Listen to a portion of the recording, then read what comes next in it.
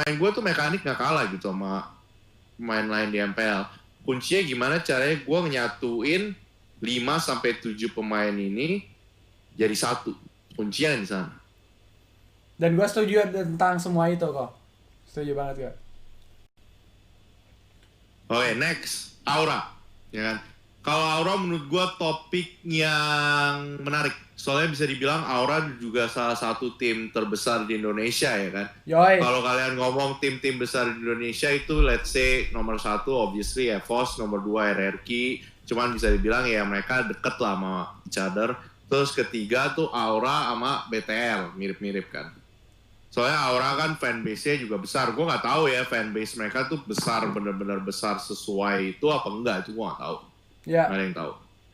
Tapi Aura obviously punya budget, punya apa ya, punya benar-benar dia kayak pengen menangnya juga kelihatan lah guys. Mereka nggak setengah-setengah ya kalau menurut gue. Jadi kalau menurut gue gimana caranya mereka tuh harus berkembang dari situasi mereka yang 2 season nggak masuk playoff. Soalnya kalau kalian tim besar ya pasti tuntutannya juara atau nggak masuk playoff dong. Yoi. Nah kalau menurut kalian tuh kurangnya Aura tuh di mana? Kalau Apakah itu di Ya kalau menurut gua kok kurangnya itu ada di entah sih, gue pingin banget kalau misalkan ke Aura pingin langsung nembak lah ya.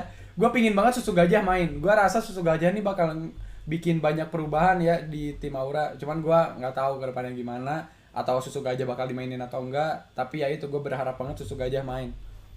Tapi kan dia sempet main kan di season 5. Dan itu menurut gua merupakan hal bagus. Kayak gua nggak pernah ngelihat Aura sekuat itu, dan maksudnya kayak taruhlah Clover waktu itu pernah masuk dan itu kuat. Dan ketika gua ngelihat Clover sama Susu Gajah itu memang boom gitu, memang bagus. Cuman gua nggak ngerti kenapa mereka tiba-tiba nggak lanjutin Susu Gajah. Itu yang menurut gua sangat disayangkan. Oke, kalau menurut lu Bu? Aduh Aura. Aduh, tahu gue, cuma gue nggak mau ngomong gue. Aja kalau ngeliat. Kok suara lu jadi kecil Cuk? Mikir deketin deh. Emang kecil, saya. Nah, udah. Gue nggak bisa ngomong kalau itu kok. Kan gue Oke, gue tahu. Jambu nggak mau ngomong. Kalau dari gua sih hypernya sih yang kurang. Nah, Jujur, menurut gua Phoenix sudah bagus mainnya, Darkness juga bagus sebagai tank. Menurut gua kayak apa ya, side lane support tanknya menurut gua udah bisa bilang top tier, tapi nggak tahu kenapa kayak kalau when it comes to hyper carry-nya kurang. yoi, setuju banget. Kera juga jago. Oke, kalian bisa bilang Hai bagus, tapi Hai itu dimasukin ke Aura pada saat terakhir di mana dia tuh udah nggak bakal bisa ngubah situasi, ngerti nggak sih? Yoi, setuju gua. Susah, Cok. Lu udah kayak anjing, kita udah di posisi 78. Kayak gimana caranya gue masukin ini tim juara 6 tuh udah tergantung ya yang di atas. Genflix harus kalah terus atau EVOS harus kalah terus. Situasinya tuh udah di luar tangan lu ibaratnya gitu.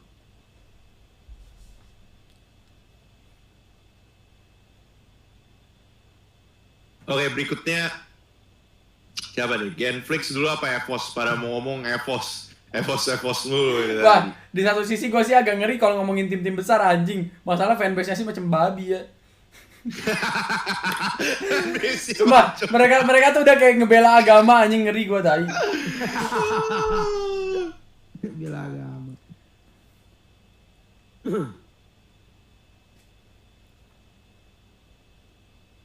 Nah, gue ini. Ya kalau gue mah gak peduli guys, gue dihujat juga gak peduli tai. Gue juga gak peduli. Oke, jadi lanjutkan kok. Kalau EVOS, menurut gue EVOS secara data, secara kayak kalau maksud gue data tuh kalau lu ngeliat setiap pemainnya ada profile.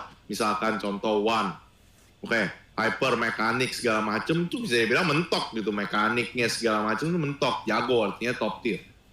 Cuman kayak nggak tahu ya, butuh sesuatu. Menurut gue kayak sesuatunya ini yang gue nggak bisa kasih lo orang jawabannya gitu. Butuh sesuatu yang bisa bikin ini pemain-pemain yang ibaratnya top tier bisa punya potensi buat juara gitu. Tuh gue nggak tahu jawabannya apa.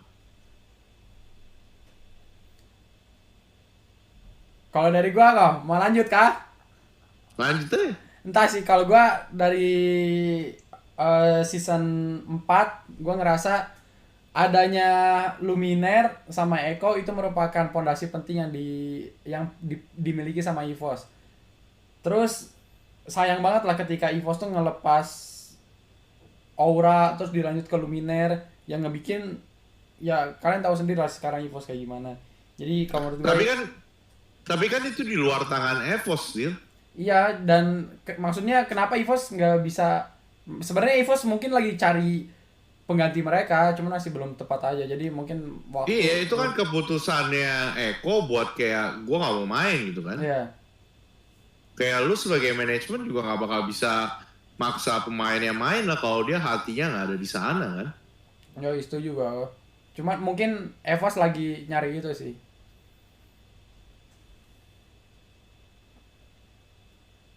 Jambu gimana? Mau ngomong atau gua berani gua. abstain, Jambu abstain guys. Lu mah ngomongin cewek nggak mau. Enggak, Tadi gua ngomongin berani. Aura nggak mau. Ngomongin Ini nggak M2, mau gua ini. MDL. Nggak mau. Kejauhan kalau gua ngomongin kayak ginian. Ketam yang ada. Gak apa-apa, Bu. Yang namanya Nggak mau, nggak yang mau. namanya kritik dan saran tuh nggak selalu datang dari orang atas. Emang Yaudah, tapi gua emang nggak lu mau. perlu jadi presiden dulu buat ngekritik presiden? Enggak kan, lu Gitu, ngerasain iya. gimana susahnya. Iya sih bener ya. Ya udah, maksudnya Cuma gua nggak mau deal, cuma gua nggak tau kayak Ya dalam hati tuh ampun. jangan. Ya udah lah kalau Ya, ngomong ya. apa aja nyari paksa. Soalnya Jambu sadar kalau dia tuh sering blunder kalau ngomong dia. Iya tuh, Dedi tahu. Next kita bahas siapa ya? Onyx, ngarang-ngarangnya Onyx. Onyx ya. Kalau dari pandangan gua, Onyx harus ganti core-nya. Maksud gua core-nya tuh bukan pemain core-nya ya, tapi core dari timnya gitu loh. Ngerti gak sih? Kayak kalau misalkan rumah, fondasinya itu loh yang harus ubah. Kalau itu gua. sama gua juga. Enggak sih, kalau gua enggak. Kalau gua pinginnya kalau misalkan gua masih ada di Onyx ya. Sebenarnya udah bagus sih masuknya Sans, cuman gua nggak ngerti kenapa nggak terrealisasikan dengan bagus. Jadi gua nggak tahu. Iya. Menurut gue ya, the 3 best hyper carry di MPL. Menurut gue lagi, ini menurut gue. Itu Cherry Boy, Albert, Sun. Jambu nggak? Menurut gue itu 3 the best hyper carry. Kalau gua bisa bilang Cherry Boy the best hyper carry. Nggak ada yang lain, beneran cuman Cherry Boy the one and only.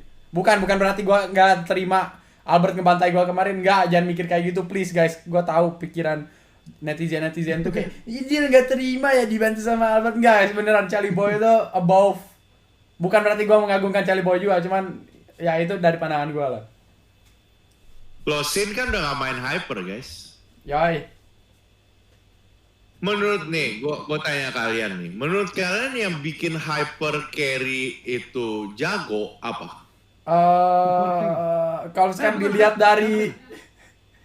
dilihat dari Sans, Albert sama Cherry Boy berarti umur.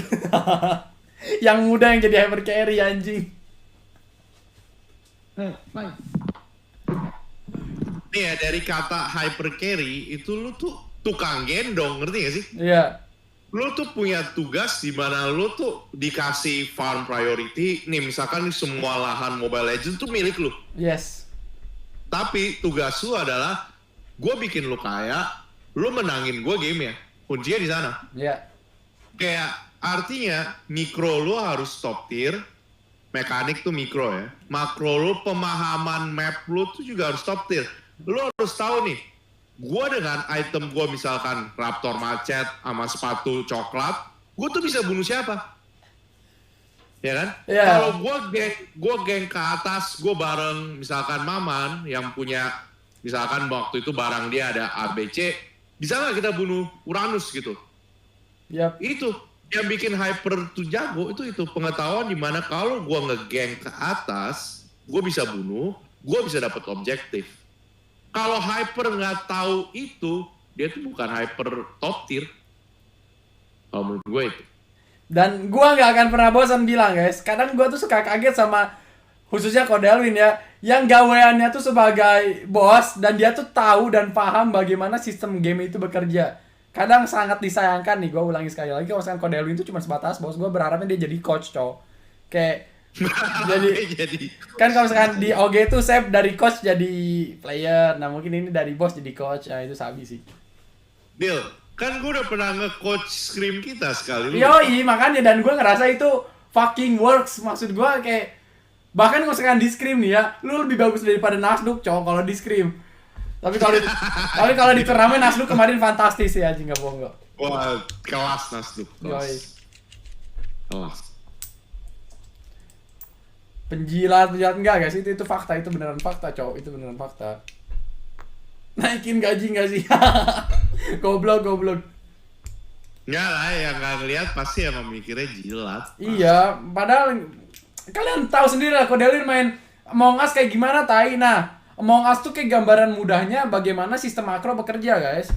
Tinggal kalian pindahin aja makro Among Us ke makro Mobile Legend atau enggak makro Mobile Legend ke makro catur. Makro tuh sebenarnya sama pada dasarnya. Konsep sebuah game. Nah, kalau menurut gue Onyx itu. Next apa ya? BTR berarti ya, BTR. Wah, anjing menurut gue BTR sih punya pemain-pemain yang ibaratnya pemain-pemain upcoming muda yang paling punya potensi kalau menurut gue ya, Dile. Yoi. Kayak Matt menurut gue, wah dia bisa dibilang potensinya banyak lah. Bisa, gue yakin dia bisa bersaing sih di top side laner MPL nanti ya. Sekarang aja dia udah buktiin gitu loh. Yoi. Dan dia tuh masuk ke